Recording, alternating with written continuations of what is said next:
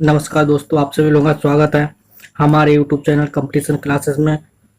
और हमारे चैनल को आप लोग सब्सक्राइब करिए। और आज हम देखेंगे विविध का थर्ड पार्ट। विविध में आपको सारे वो क्वेश्चंस मिलते हैं जो कंबाइंड क्वेश्चन होते हैं। इसमें सारे बेसिक क्वेश्चंस होते हैं और अच्छे क्वेश्चंस होते हैं जो आपके एग्जामों के लिए बहुत ही महत्वपूर्ण होते हैं। विविध से हमेशा 5 क्वेश्चन 10 क्वेश्चन एग्जाम में आते ही हैं। ठीक है, 1-2 क्वेश्चन नहीं आते, ज्यादा क्वेश्चन आते हैं। ठीक है, तो इसलिए विविध आपका बहुत ही स्ट्रांग होना जरूरी है। चाहे आप सीटेट का एग्जाम दे रहे हो, यूपी ट्रिपल एस सी का दे रहे हो या पीसीएस लेवल पे भी दे रहे हो, तब भी आपके लिए ये जरूरी हो जाता है कि आप लोग इन क्वेश्चनों को छोड़ देते हैं। क्यों छोड़ देते हैं? क्योंकि ये क्वेश्चन मिलते ही नहीं जल्दी। आप साइंस पढ़ लेंगे तो साइंस मिल जाएगा, ज्योग्राफी पढ़ लेंगे ज्योग्राफी भी मिल जाएगा, लेकिन जो ये क्वेश्चन होते हैं ये किसी में नहीं मिलते हैं। क्यों नहीं मिलते हैं? क्योंकि ये अलग से क्वेश्चन होते हैं और ये 1-2 आते भी क्वेश्चन है किसी में, तो हम उस पर इतना ज्यादा गौर नहीं कर पाते हैं। तो इसलिए हमारे अधिकतर ये क्वेश्चन गलत हो जाते हैं। लगता तो है कि यह मुझे आते हैं, सब आते हैं, लेकिन जब ऑप्शन आते हैं तो वो भूल जाते हैं। तो इसलिए इन क्वेश्चनों को पढ़ना बहुत ही इंपॉर्टेंट हो जाता है आप लोगों के लिए। तो आज हम देखते हैं। तो सब लोग मेरा चैनल सब्सक्राइब कर लीजिए, लाइक करिए और अपने फ्रेंड को, सब लोगों को सब्सक्राइब कराइएगा। ठीक है, तो आज हम पहला क्वेश्चन देखेंगे। चलिए देखते हैं पहला क्वेश्चन। गोबर गैस में मुख्यतः कौन सी गैस पाई जाती है? कौन सी गैस पाई जाती है? तो ये होगी मीथेन गैस। कौन सी? मीथेन गैस पाई जाती है किसमें? गोबर गैस में। ठीक है, इसका होता है सूत्र CH4। क्या होता है? CH4। ठीक है, और इसके साथ इसमें एक और गैस पाई जाती है, कार्बन डाइऑक्साइड। तो ये 2 गैसें इसमें पाई जाती है। तो ये कई बार क्वेश्चन आता है। नेक्स्ट क्वेश्चन देखते हैं कि स्वतंत्रता मेरा जन्म सिद्ध अधिकार है और मैं इसे लेकर रहूंगा, ये किसने कहा था? तो ये कहा था लोकमान्य तिलक ने। ठीक है, इनका नाम वैसे बाल गंगाधर तिलक है, लेकिन ये लोकमान्य तिलक नाम से भी प्रसिद्ध है। ठीक है, ये एक राष्ट्रवादी शिक्षक और समाज सुधारक और वकील भी थे और स्वतंत्रता सेनानी थे, ये तो सभी को पता है। ठीक है, ये भारतीय अशांति के पिता कहे जाते हैं। ठीक है, लोग अगर इस तरीके से क्वेश्चन आता है, छोटे छोटे क्वेश्चन आते हैं कि भारतीय अशांति का पिता किसे कहा जाता है। ठीक है, तो आपको टिक लगाना है लोकमान्य तिलक या बाल गंगाधर तिलक। ठीक है, और इनके बारे में देखते हैं कि इन्होंने इंग्लिश में एक मराठा दर्पण और मराठी में केसरी नामक 2 दैनिक समाचार पत्रों को शुरू किया था। ठीक है, ये कई बार आता है कि केसरी समाचार पत्र किसने शुरू किया था? तो बाल गंगाधर तिलक ने किया था। ये किस भाषा में था? ये मराठी भाषा में था। किसमें था? मराठी भाषा में। ठीक है, और ये कांग्रेस में कब शामिल हुए थे? ये कांग्रेस में 1890 में शामिल हुए थे। कब हुए थे? 1890 में शामिल हुए थे। और बाल गंगाधर तिलक ने एनी बेसेंट के साथ मिलकर होम रूल लीग की स्थापना की थी। ये बहुत महत्वपूर्ण पॉइंट होगा आपके लिए कि ये बहुत बार क्वेश्चन आया कि होम रूल लीग की स्थापना किसने की थी? तो बाल गंगाधर तिलक ने की थी और एनी बेसेंट ने मिलकर स्थापना की थी। किसकी? होम रूल लीग की स्थापना। ठीक है, तो आप लोगों को समझ में आ गया होगा। ये बहुत ही महत्वपूर्ण क्वेश्चन है, इंपॉर्टेंट क्वेश्चन था। तो अब नेक्स्ट क्वेश्चन देखते हैं कि हिंदी भाषा का पहला समाचार पत्र कौन था? हिंदी भाषा का पहला समाचार पत्र कौन था? तो वो था उदंत मारतंड। ठीक है, ये जो उदंत मारतंड था, ये हिंदी भाषा का पहला समाचार पत्र था। और ये कब प्रकाशित हुआ था? ये प्रकाशित हुआ था 30 मई 1826 में। कब हुआ था? 30 मई 1826 में निकला था। और ये एक साप्ताहिक पत्रिका थी। और ये अगर पूछ दिया कहाँ पे प्रकाशित हुई थी, तो सबसे पहले ये कलकत्ता में प्रकाशित हुई थी। ठीक है, अगर देख लिया जाए कि पहला भारतीय अखबार कौन था? पहला भारतीय अखबार कौन था? तो पहला भारतीय अखबार था, अंग्रेजी में जो था वो था बंगाल गजट। कौन था? बंगाल गजट था। और ये 29 जनवरी 1780 को प्रकाशित हुआ था। और इसे किसने प्रकाशित किया था? वो थे जेम्स ऑगस्टन हिक्की। ठीक है, सॉरी हिक्की थे, जो जेम्स ऑगस्टन हिक्की थे, उन्होंने इसको प्रकाशित किया था, लेकिन इसको बंद कर दिया गया था। क्यों बंद कर दिया? क्योंकि इसने कंपनी शासन था, ब्रिटिश शासन, उसको उसकी इसने आलोचना की थी, तो इसलिए इसको बंद करना पड़ा था। तो पहला अगर पूछा जाए भारत का पहला अखबार, तो वो था बंगाल गजट, जो 29 जनवरी 1780 को प्रकाशित हुआ। ठीक है। और अगर हिंदी भाषा का पूछा जाए तो उदंत मार्तंड था, जो 30 मई 1826 को प्रकाशित हुआ, जो साप्ताहिक पत्रिका थी, और ये कहाँ प्रकाशित हुई? कलकत्ता में। ठीक है, आप लोगों को क्लियर होगा। नेक्स्ट क्वेश्चन देखते हैं कि तुलसीदास कृत मानचरितमानस हिंदी भाषा की किस बोली में लिखी गई है?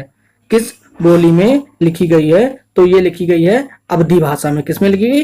अवधी भाषा में। ठीक है, रामचरितमानस सभी लोगों ने पढ़ा होगा।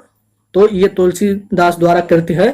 ये कई बार क्वेश्चन आ जाता है इस तरीके से, हिंदी में भी आ जाता है और या तो फिर साइंस में, जीके में भी आ जाता है। क्या आ जाता है कि रामचरितमानस किस भाषा में लिखी हुई है? तो अवधी में। ठीक है, नेक्स्ट क्वेश्चन देखते हैं कि अंतरराष्ट्रीय ओलंपिक समिति का मुख्यालय कहाँ स्थित है? तो ये स्थित है लुसान। लुसान कहाँ है? स्विट्जरलैंड में। ठीक है, या लुसाने भी होता है, लुसान भी, जो भी हो। ठीक है, तो लुसाने दिया हो या लुसान दिया हो, तो ये कहाँ पे है? स्विट्जरलैंड में। इसकी स्थापना कब हुई थी? इसकी स्थापना हुई थी 23 जून 1894। कब हुई थी? 23 जून 1894 को हुई थी। और इसकी आधिकारिक भाषा क्या है? इसकी आधिकारिक भाषा है फ्रांसीसी और अंग्रेजी। वर्तमान में इसमें सदस्य कितने हैं? इसमें राष्ट्रीय सदस्य हैं 205। कितने हैं? 205 राष्ट्रीय सदस्य हैं। और इस समय इसके अध्यक्ष हैं थॉमस बाच। कौन है? थॉमस बाच। ये करंट अफेयर का क्वेश्चन हो गया कि थॉमस बाच इसके अध्यक्ष हैं। और इसमें कुल राष्ट्रीय सदस्य कितने हैं? 205 हैं। इसका मुख्यालय स्विट्जरलैंड में है। ठीक है, इसकी स्थापना कब हुई? 23 जून 1894 को। ठीक है, और उसकी आधिकारिक भाषा फ्रांसीसी और अंग्रेजी है। चलिए, इतने पॉइंट आपको ओलंपिक समिति से क्लियर हुए होंगे। आप ओलंपिक समिति से कोई भी क्वेश्चन आता है आपको पता होगा। ठीक है, तो नेक्स्ट क्वेश्चन देखते हैं कि चंद्रमा पर कदम रखने वाले प्रथम व्यक्ति कौन थे? चंद्रमा पर कदम रखने वाले प्रथम व्यक्ति कौन थे? वो थे नील आर्मस्ट्रांग। नील आर्मस्ट्रांग ये अमेरिकी खगोल शास्त्री थे। कौन थे? अमेरिकी खगोल शास्त्री थे। और ये किस अभियान द्वारा गए थे? अगर ये पूछ दिया जाए कि ये जो गए थे, उस अभियान या मिशन का नाम क्या था? उसका नाम था अपोलो 11। ठीक है, अपोलो 11 मूवी भी बनी हुई है, हॉलीवुड की मूवी है। आप देख सकते हैं कि अपोलो 11 द्वारा किस तरीके से ये गए हुए थे और क्या क्या इन्हें दिक्कतें हुई, कैसे इन्होंने कदम रखा, कौन कौन गया था। इनके साथ में 3 व्यक्ति गए थे। ठीक है, 3 व्यक्ति गए थे। तो एक तो नील आर्मस्ट्रांग थे जो कदम रखे थे। ये गए हुए थे 3 व्यक्ति, उसमें दूसरे एक थे बज एल्ड्रिन। कौन थे? बज एल्ड्रिन थे। और तीसरे व्यक्ति थे माइकल कॉलिंस। जो माइकल कॉलिंस थे वो चंद्रमा पर नहीं गए थे, वो चंद्रमा की कक्षा में ही परिक्रमा करते रहे, यान में बैठे हुए। और ये लोग दूसरे यान से जाके चंद्रमा पर लैंडिंग की थी इन्होंने। ठीक है, तो ये 3 व्यक्ति गए थे, इतना याद रखिएगा। और ये कब गए थे? ये जुलाई 1969 में चंद्रमा पर कदम रखा था। कब रखा था? 1969 में इन्होंने कदम रखा था। चलिए, नेक्स्ट क्वेश्चन देखते हैं कि प्रसिद्ध झंडा गीत झंडा ऊंचा रहे हमारा की रचना किसने की थी? जैसे ये क्वेश्चन है, ये क्वेश्चन आपको ना ही हिस्ट्री में मिलेगा, हिस्ट्री में आधुनिक भारत में मिल सकता है, लेकिन इतना नहीं दिया गया होगा। अगर दिया गया होगा तो हम लोग उसको इतना छोटा क्वेश्चन मान लेते हैं कि हम लोग इस पर ध्यान ही नहीं देते हैं। तो और ना ही आपको ये ज्योग्राफी मिलेगा, ना ही किसी में मिलेगा तो आधुनिक भारत में मिलेगा। और उसको हम लोग ध्यान नहीं देते हैं कि झंडा ऊंचा रहे हमारा, इस पे कौन ध्यान देता, क्या क्वेश्चन बनता है। तो इस पे क्वेश्चन बन जाता है कि इसके लेखक या रचनाकार कौन है? तो कौन है? श्यामलाल गुप्त पार्षद। ये कहाँ के हैं? ये कानपुर के हैं। कहाँ के हैं? कानपुर के हैं। इतना याद रखिएगा कि इन्होंने ही झंडा गीत की रचना की थी। जो झंडा गीत है इसमें मूलतः 7 पद थे। ठीक है, जिसमें से 3 पद लिए कांग्रेस ने उसके 3 पद लिए। कौन कौन से? पहला लिया, छठा लिया और 7वां पद लिया और उसे झंडा गीत बना दिया। तो झंडा गीत क्या बना? विजय विश्व तिरंगा प्यारा झंडा ऊंचा रहे हमारा। तो इसमें 3 पद लिए गए थे। अगर पूछा जाए कि मूलतः कितने, मतलब मूल गीत में कितने पद हैं, उसमें 7 हैं, लेकिन हमारे झंडा गीत में कितने हैं? सिर्फ 3 पद हैं। ठीक है, इसे कब प्रदर्शित हुआ था? ये प्रदर्शित हुआ था, स्वीकार किया गया था 19 फरवरी 1938 को कांग्रेस अधिवेशन में शामिल किया गया था। नेक्स्ट क्वेश्चन देखते हैं कि पशुओं में मिल्क फीवर बीमारी किसकी कमी के कारण होता है? तो वो होता है कैल्शियम की कमी के कारण होता है। किसकी कमी से? कैल्शियम की कमी से। ठीक है, नेक्स्ट क्वेश्चन देखते हैं कि किस एकमात्र भारतीय को अर्थशास्त्र में नोबेल पुरस्कार मिला है? तो वो है प्रोफेसर अमर्त्य सेन। प्रोफेसर अमर्त्य सेन उन्हें एकमात्र भारतीय हैं जिन्हें अर्थशास्त्र में नोबेल पुरस्कार मिला है। लेकिन ये पुराना क्वेश्चन हो गया है। उसके हिसाब से अगर वर्तमान में देखा जाए तो वो अभिजीत बनर्जी भी हैं जिन्हें 2019 में पुरस्कार मिला है अर्थशास्त्र से। ठीक है, तो अगर अब क्वेश्चन आता है तो अब ये सिर्फ एकमात्र भारतीय नहीं है, अब दो भारतीय हो गए हैं। एक अभिजीत बनर्जी जिन्हें अभी हाल ही में पुरस्कार मिला है अर्थशास्त्र से, और ये प्रथम हो गए प्रोफेसर अमर्त्य सेन। ठीक है, अगर पूछ दिया जाए कि पहला नोबेल पुरस्कार किस भारतीय को दिया गया था तो वो दिया गया था रविंद्रनाथ टैगोर को, और उन्हें मिला था साहित्य क्षेत्र में। कब मिला था? 1913 में। ठीक है, तो इतना ध्यान रखिएगा। चलिए नेक्स्ट क्वेश्चन देखते हैं कि भारत रत्न उस्ताद बिस्मिल्लाह खां किस वाद्य यंत्र के वादन में विख्यात रहे? ये क्वेश्चन बहुत बार आता है कि उस्ताद बिस्मिल्लाह खां कौन सा वाद्य यंत्र बजाते थे। ठीक है, तो आपको याद रखना है कौन सा? शहनाई बजाते थे। क्या बजाते थे? शहनाई बजाते थे। नेक्स्ट क्वेश्चन देखते हैं कि भारत के अंतिम गवर्नर जनरल कौन थे? भारत के अंतिम गवर्नर जनरल थे सी राजगोपालाचारी। सी राजगोपालाचारी। ठीक है, ये भारत के अंतिम गवर्नर जनरल थे और ये प्रथम भारतीय थे, प्रथम भारतीय एवं अंतिम गवर्नर जनरल थे। अगर पूछ दिया जाए कि प्रथम मतलब आखिरी अंग्रेज गवर्नर जनरल कौन था, तो आखिरी गवर्नर जनरल थे लॉर्ड माउंटबेटन। कौन थे? लॉर्ड माउंटबेटन थे। और प्रथम गवर्नर जनरल पूछा जाए तो वारेन हेस्टिंग थे, जो 1772 से 1785 तक रहे थे। कब तक रहे थे? 1785 तक रहे थे। ठीक है, और ये गोपालाचारी जी थे, ये 21 जून 1948 से 26 जनवरी 1950 तक 26 जनवरी 1950 तक रहे थे, जब तक कि संविधान लागू नहीं हुआ था। ठीक है, जिस दिन संविधान लागू हुआ उसी दिन से गवर्नर जनरल का पद हटा दिया गया और राजगोपालाचारी भी इस पद से मुक्त हुए थे। ठीक है, चलिए नेक्स्ट क्वेश्चन देखते हैं कि भिलाई इस्पात संयंत्र का निर्माण किस देश के सहयोग से किया गया? तो ये किया गया था रूस के सहयोग से। ठीक है, भिलाई इस्पात यंत्र का जो निर्माण हुआ था वो रूस के सहयोग से किया गया था। नेक्स्ट क्वेश्चन देखते हैं कि विश्व में माउंट एवरेस्ट पर चढ़ने वाली प्रथम महिला कौन थी? प्रथम महिला जापान की जुनको तबाई थी। विश्व की प्रथम पूछ रहा है, ना कि भारत की। विश्व की प्रथम महिला पूछ रहा है तो वो थी जापान की जुनको तबाई। अगर पूछ जाए प्रथम भारतीय महिला कौन थी, वो थी बछेंद्री पाल, और ये कब चढ़ी थी? 1984 में बछेंद्री पाल ने माउंट एवरेस्ट पर चढ़ाई की थी। ठीक है, इतना याद रखिएगा। जो विश्व की प्रथम थी वो जापान की थी, और अगर भारत के पूछा जाए तो बछेंद्री पाल थी, 1984 में चढ़ाई की थी। नेक्स्ट क्वेश्चन देखते हैं कि पीलिया रोग किस अंग को प्रभावित करता है? ठीक है, किस अंग को प्रभावित करता है? तो इसका आंसर होगा यकृत या लीवर। ठीक है, तो ये होता है, ये किसके द्वारा होता है? ये एक वायरल हेपेटाइटिस या जॉन्डिस है। ठीक है, इसको साधारण भाषा में हम पीलिया कहते हैं। क्या बोलते हैं? पीलिया कहते हैं। इसे जॉन्डिस भी कहते हैं, वायरल हेपेटाइटिस भी बोलते हैं। ये एक सूक्ष्म वायरस द्वारा होता है। किससे होता है? ये एक वायरस जनित रोग होता है। अगर पूछ दिया जाए कि ये वायरस से होता है या जीवाणु से, तो ये वायरस से होता है। नेक्स्ट क्वेश्चन देखते हैं कि अंतरिक्ष में जाने वाले प्रथम भारतीय कौन थे? अंतरिक्ष में जाने वाले प्रथम भारतीय थे राकेश शर्मा। राकेश शर्मा थे। ये 7 दिन 21 घंटा 40 मिनट तक अंतरिक्ष में समय बिताया था। ठीक है, और ये कब गए थे? ये गए थे 1984 में गए थे। जब वो गए थे तो उस समय इसरो और सोवियत संघ ने एक संयुक्त अभियान चलाया था, उसमें ये ऊपर अंतरिक्ष में गए थे। ठीक है, इनके साथ में 2 सोवियत अंतरिक्ष यात्री भी थे और वो लोग भी गए हुए थे। तो ये कब गए थे? 2 अप्रैल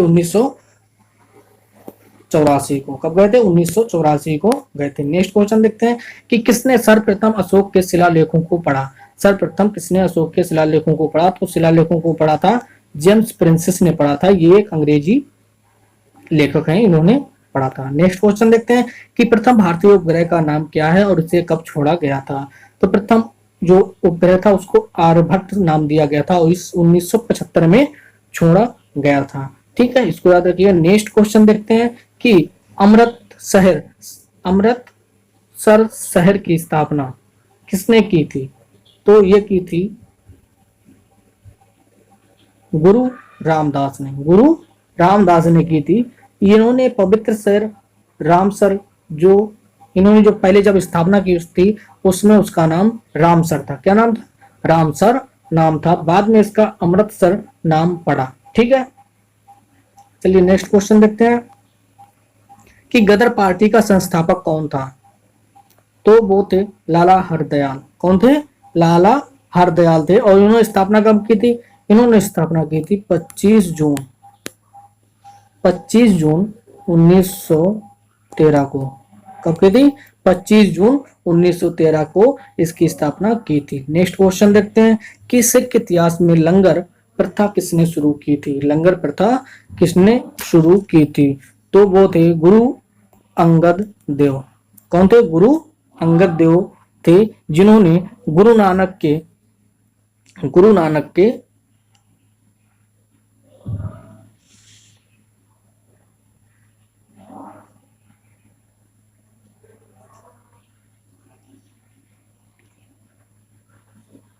गुरु अंगद साहब ने गुरु नानक देव के पंजाबी लिपि में वर्णों को फेर बदल करके गुरमुखी भाषा का भी प्रयोग इन्होंने वर्णमाला में प्रस्तुत किया था। ठीक है, और इन्होंने मल्ल अखाड़े की भी प्रथा शुरू की थी। किसने? गुरु अंगद देव ने ही शुरू की थी।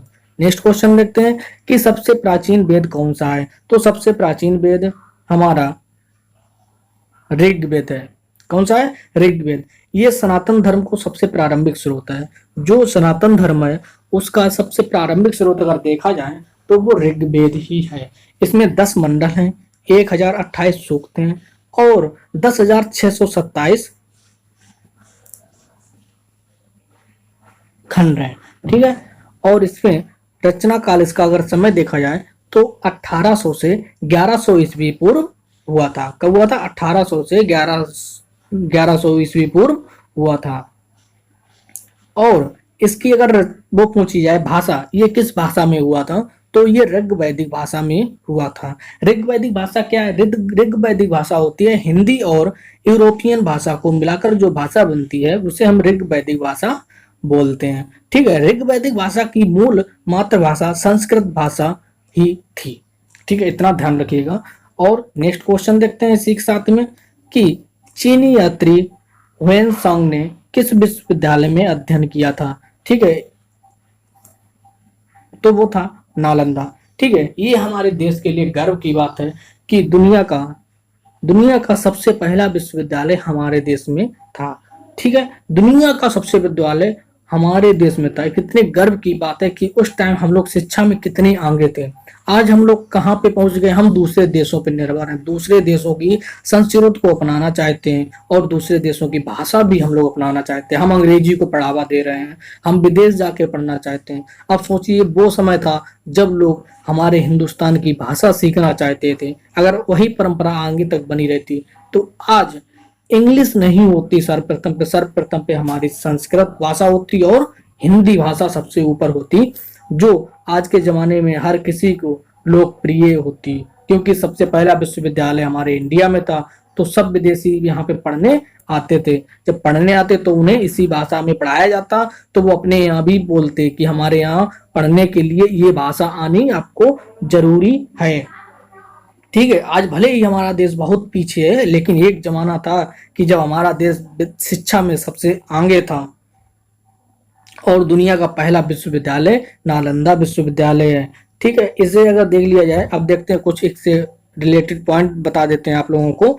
तो बताते हैं कि नालंदा विश्वविद्यालय की स्थापना गुप्त काल में हुई थी। कब हुई थी? गुप्त काल में हुई थी और ये हुई थी 5वीं सदी में। कब हुई थी? 5वीं सदी में इसकी स्थापना हुई थी और कुमार गुप्त प्रथम ने इसकी स्थापना कराई थी। ठीक है, और इसे देख लेते हैं कि 1193 में जब आक्रमण हुआ था तो उस समय इसको नष्ट कर दिया गया था, और 1199 में एक तुर्की आक्रमणकारी ने, उसका नाम था बख्तियार खिलजी, ठीक है, उसने इसको जलाकर नष्ट कर दिया था।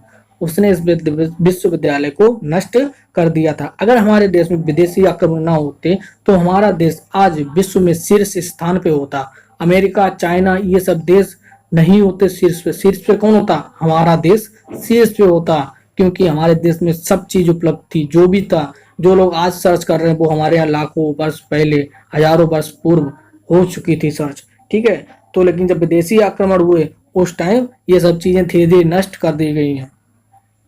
और यहाँ पे 10,000 छात्र पढ़ते थे। जो ये विश्वविद्यालय था उसमें 10,000 छात्र पढ़ते थे, जो भारत, कोरिया, जापान, चीन, तिब्बत, इंडोनेशिया, फारस और तुर्की से आते थे। ठीक है, चलिए इसके लिए इतना ही रखते हैं। अब देखते हैं नेक्स्ट क्वेश्चन। ठीक है, कि टेलीफोन का आविष्कार किसने किया था? टेलीफोन का आविष्कार अलेक्जेंडर ग्राहम बेल ने किया था। और ये कहाँ के थे? ये स्कॉटलैंड के थे। ठीक है, इन्होंने इसका आविष्कार किया था। अगर पूछता है पहली कॉल कब हुई थी, तो पहली कॉल 15 जनवरी 1915 को हुई थी। ठीक है, 15 जनवरी 1915 को हुई थी। और किसने किया था? अधिकतर पूछा जाता कि इसका आविष्कार किसने किया था, तो उसका आविष्कार किया था ग्राहम बेल ने। इस एसएससी लेवल में बहुत पूछा जाता है। नेक्स्ट है कि प्रकाश की गति कितनी होती है? प्रकाश की गति कितनी होती है? तो इसकी गति 3 लाख किलोमीटर पर सेकेंड होती है। कितनी होती है? 3 लाख किलोमीटर प्रति सेकेंड होती है। ये एक विद्युत चुंबकीय विकिरण है जिसकी तरंगदैर्घ्य दृश्य सीमा के भीतर आती है। ठीक है, और प्रकाश का मूल कण फोटॉन होता है। ये याद रखिएगा, कई बार क्वेश्चन आता है कि प्रकाश का मूल कण क्या होता है, तो वो होता है फोटॉन। और प्रकाश की चाल एक भौतिक नियतांक है। क्या है? भौतिक नियतांक होता है। और उसकी चाल अगर पूछी जाए तो 3 लाख किलोमीटर पर सेकंड, यानी 1 सेकंड में ये 3 लाख किलोमीटर जाती है। नेक्स्ट क्वेश्चन देखते हैं कि चार मीनार कहाँ स्थित है? तो चार मीनार हमारे हैदराबाद, तेलंगाना में स्थित है। ये अगर कई बार क्वेश्चन आता है कि ये किस नदी के किनारे है, तो ये नदी है मूसी नदी। किसके? मूसी नदी के पूर्वी तट पर स्थित है। इसका निर्माण किसने कराया था? इसका निर्माण मोहम्मद कुली कुतुब शाह ने 1591 में किया था। कब किया था? 1591 में किया था। ठीक है, नेक्स्ट क्वेश्चन देखते हैं कि कुतुब मीनार कहाँ स्थित है? कुतुब मीनार कहाँ स्थित है? ये दोनों क्वेश्चन अलग हैं। ये चार मीनार है, ये कुतुब मीनार है। ठीक है, कुतुब मीनार कहाँ स्थित है? तो वो है दिल्ली में। कहाँ है? दिल्ली में। कुतुब मीनार विश्व की सबसे ऊंची मीनार है। इतना याद रखिएगा, यहाँ पे क्वेश्चन कई सारे इससे पुटअप होते हैं कुतुब मीनार से कि कहाँ है। तो पहली बात तो होगी कि दिल्ली में, और दूसरा क्वेश्चन आ सकता है कि विश्व की सबसे ऊंची मीनार, तो वो है कौन? कुतुब मीनार। ठीक है, अगर पूछ दिया जाए कि इसको बनाने की शुरुआत किसने की थी, तो कुतुबुद्दीन ऐबक ने की थी। कुतुबुद्दीन ऐबक याद रखिए, कुतुब से कुतुबुद्दीन ऐबक। ठीक, इतना याद रखिएगा। इन्होंने 1193 में शुरू किया था इसको निर्माण कराने में, लेकिन ये सिर्फ नीचे का तल ही बनवा पाया था। नीचे का तल बनवा पाया था और उसकी मृत्यु हो गई थी। उसके बाद में इसको बनवाया इल्तुतमिश ने, जो इसका उत्तराधिकारी था, उसने बनवाया। उसने बनवाए 3 मंजिल। कितने बनवाए?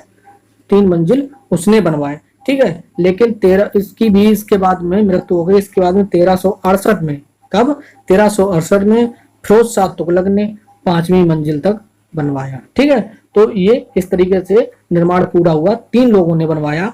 पहला जो था वो था कुतुबुद्दीन ऐबक, दूसरा था इल्तुतमिश और तीसरा था फिरोज शाह तुगलक। ठीक है, तो इन तीनों ने मिलकर इसका निर्माण पूरा करवाया था। नेक्स्ट क्वेश्चन देखते हैं कि गेटवे ऑफ इंडिया कहाँ स्थित है? गेटवे ऑफ इंडिया मुंबई में स्थित है। मुंबई में स्थित है। ये किसने निर्माण करवाया था? एक बार क्वेश्चन ये एसएससी में आया था कि गेटवे ऑफ इंडिया का निर्माण किसने कराया था, तो वो कराया था पंचम किंग जॉर्ज ने कराया था। और ये क्यों करवाया था?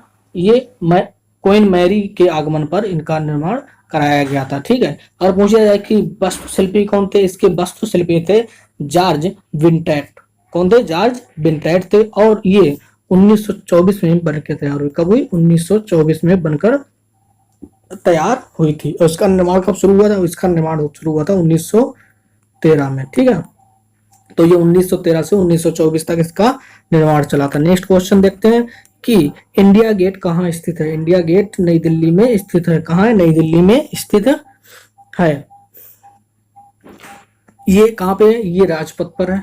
इंडिया गेट राजपथ पर स्थित है। इसका डिजाइन किसने किया था? इसका डिजाइन किया था एडवर्ड लुटियंस ने। ठीक है, एडवर्ड लुटियंस ने इसका डिजाइन तैयार किया था। और ये पूछ दिया जाए अगर कि ये स्मारक किससे प्रेरित होकर बनाया गया था, तो ये स्मारक पेरिस के आर्क डे ट्रायम्फ नामक स्मारक से प्रेरित होकर इसको बनवाया गया था। ठीक है, इसका निर्माण क्यों करवाया गया था? इंडिया गेट का निर्माण कराया गया था कि अंग्रेजी शासकों द्वारा 90,000 भारतीय सैनिकों की स्मृति में बनवाया गया था, जो प्रथम विश्व युद्ध में, अफगान युद्ध में शहीद हुए थे। तो उनकी याद में, उनकी शहादत की याद में ये बनाया गया था। ठीक है, नेक्स्ट क्वेश्चन देखते हैं कि डूरंड कप का संबंध किससे है? तो डूरंड कप का संबंध फुटबॉल से होता है, इतना याद रखिएगा। नेक्स्ट क्वेश्चन देखते हैं कि आजाद हिंद फौज की स्थापना किसने की थी? आजाद हिंद फौज की स्थापना कहाँ हुई थी? ये पूछा गया। किसने नहीं पूछा गया, ये पूछा गया कहाँ हुई थी, तो वो हुई थी सिंगापुर में। ऐसा अगर ये पूछ दिया जाए कि किसने की थी, तो इसकी अगर देखा जाए तो सही तरीके से रास बिहारी बोस ने आजादी के लिए इसका निर्माण किया था। कब किया था? 1942 में जापान की सहायता से टोक्यो में रास बिहारी बोस ने इसकी स्थापना की थी। ठीक है, और इसका प्रथम सम्मेलन पूछा जाए तो प्रथम सम्मेलन हुआ था 1942 में। कहाँ हुआ था? बैंकॉक में। कहाँ हुआ था? बैंकॉक में हुआ था। और जब आजाद हिंद फौज का दूसरा चरण था, तब इसका प्रारंभ हुआ था जब सुभाष चंद्र बोस सिंगापुर गए हुए थे। ठीक है, तो इसलिए अधिकतर ये क्वेश्चन आ जाता है कि अगर आपके पास सुभाष चंद्र बोस ऑप्शन में दिया हो तो वो भी सही होगा, और अगर पूछ दिया जाए कि रास बिहारी बोस तो वो भी ऑप्शन सही होगा, क्योंकि दूसरे चरण की जो स्थापना थी वो हुई थी सुभाष चंद्र बोस के दौरान, और पहली जो मुख्यता हुई थी वो हुई थी रास बिहारी बोस के समय में, उन्होंने की थी। और अगर इसका पूछ दिया मुख्यालय कहाँ था, मुख्यालय भी कई बार एग्जाम में आता है, तो इसका मुख्यालय था सिंगापुर और रंगून में इसका मुख्यालय था। ठीक है, चलिए देखते हैं नेक्स्ट क्वेश्चन कि विश्व पर्यावरण दिवस कब मनाया जाता है? तो ये मनाया जाता है 5 जून को। नेक्स्ट क्वेश्चन देखते हैं कि करो या मरो का नारा किसने दिया था? तो करो या मरो का नारा महात्मा गांधी जी ने दिया था। कब दिया था? 8 अगस्त 1942 को मुंबई के ग्वालियर टैंक मैदान में अखिल भारतीय कांग्रेस महासमिति में इन्होंने ये नारा दिया था। ठीक है, ये प्रस्ताव था उस समय भारत छोड़ो आंदोलन का, और उसी आंदोलन के जब शुरुआत कर रहे थे तो उसी टाइम इन्होंने ये नारा दिया था कि करो या मरो। और इसी के खिलाफ में जब महात्मा गांधी को वहीं पे गिरफ्तार भी कर लिया गया था, उनके साथ में कई बड़े नेता भी गिरफ्तार हुए थे, जैसे पंडित जवाहरलाल नेहरू थे, महात्मा गांधी थे, सरदार वल्लभ भाई पटेल जी थे। तो इन सब लोगों को गिरफ्तार कर लिया गया क्योंकि उस समय इन्होंने आंदोलन छेड़ा था कि भारत छोड़ो आंदोलन, और उसी में ये नारा दिया गया था। कई बार ये क्वेश्चन आता है कि ये नारा किस आंदोलन के शुरू होने पे दिया गया था, तो आप लोग याद रखिएगा कि भारत छोड़ो आंदोलन में इसका नारा दिया गया था। नेक्स्ट क्वेश्चन देखते हैं कि जय हिंद का नारा किसने दिया था? जय हिंद का नारा सुभाष चंद्र बोस जी ने दिया था। और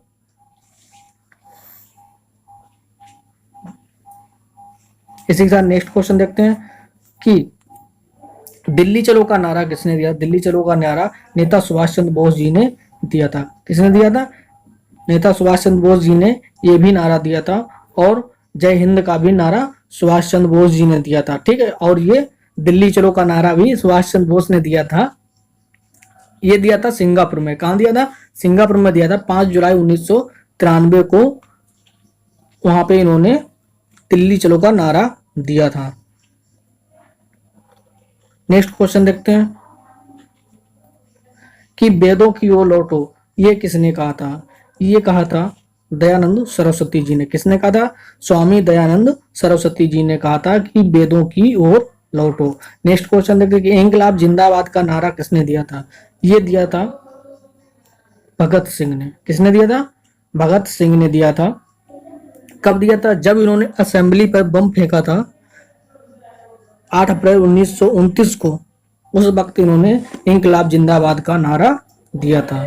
नेक्स्ट क्वेश्चन देखते हैं कि भारत का सबसे बड़ा बांध कौन सा है? भारत का सबसे बड़ा बांध कौन सा है? तो वो है हीराकुंड बांध। कौन सा है? हीराकुंड बांध है। ये भारत का ही नहीं बल्कि दुनिया का भी सबसे बड़ा बांध है। ये किस नदी पर, अगर ये पूछ दिया जाए किस नदी पर निर्मित है, तो ये महानदी पर निर्मित है। और ये किस राज्य में? ये उड़ीसा में। कहाँ है?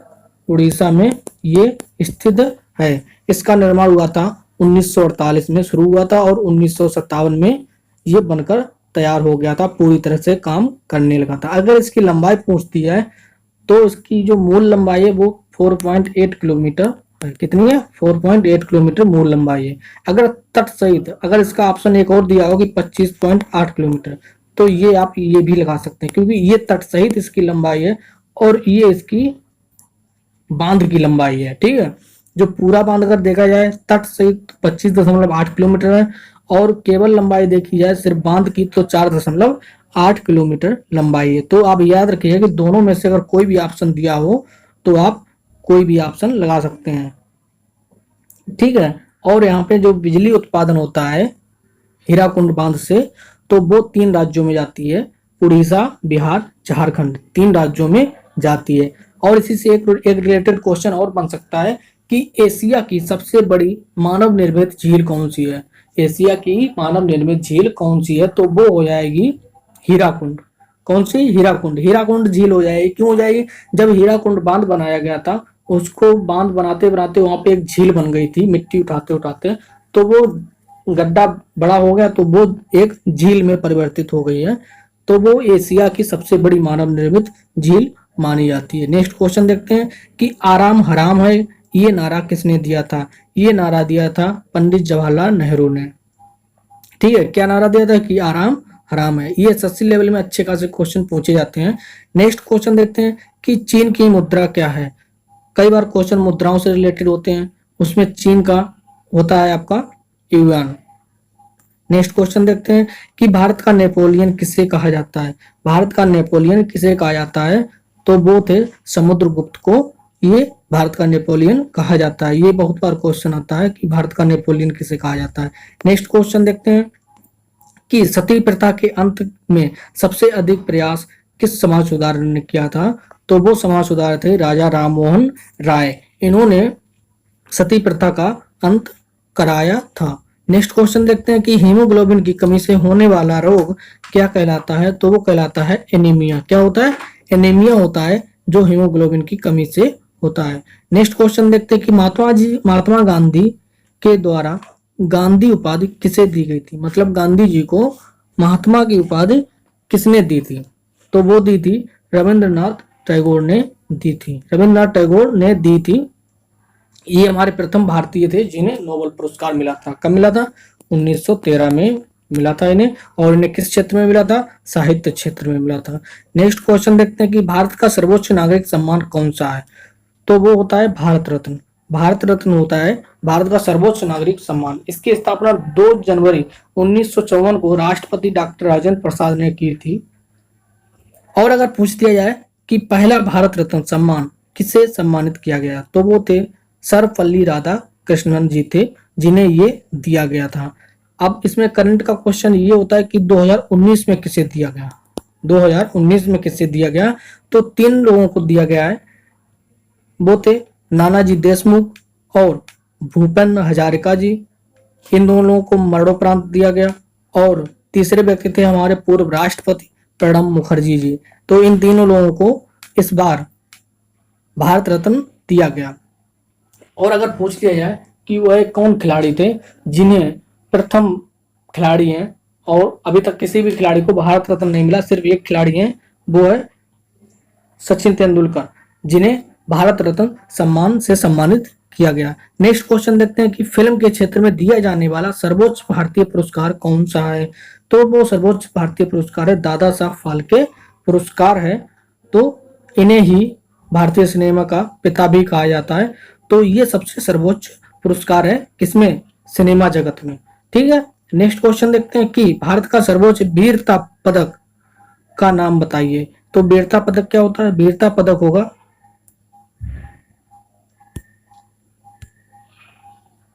तो ये होगा परमवीर चक्र। परमवीर चक्र सर्वोच्च वीरता पुरस्कार, सर्वोच्च वीरता पुरस्कार होता है। नेक्स्ट देखते हैं कि भारत का शेक्सपियर किससे कहा जाता है? भारत का शेक्सपियर कालिदास जी को कहा जाता है। नेक्स्ट क्वेश्चन देखते हैं कि कंप्यूटर का पिता किसे कहा जाता है? कंप्यूटर का पिता चार्ल्स बेबेज को कहा जाता है। चार्ल्स बेबेज को कहा जाता है, इन्हें कंप्यूटर का पिता कहा जाता है क्योंकि इन्होंने पहले यांत्रिक कंप्यूटर का आविष्कार किया था। कब किया था? 1822 में। 1822 में इन्होंने आविष्कार किया था इसका। ठीक है, नेक्स्ट क्वेश्चन देखते हैं कि अंतरिक्ष में जाने वाले प्रथम व्यक्ति कौन थे? अंतरिक्ष में जाने वाले प्रथम व्यक्ति थे यूरी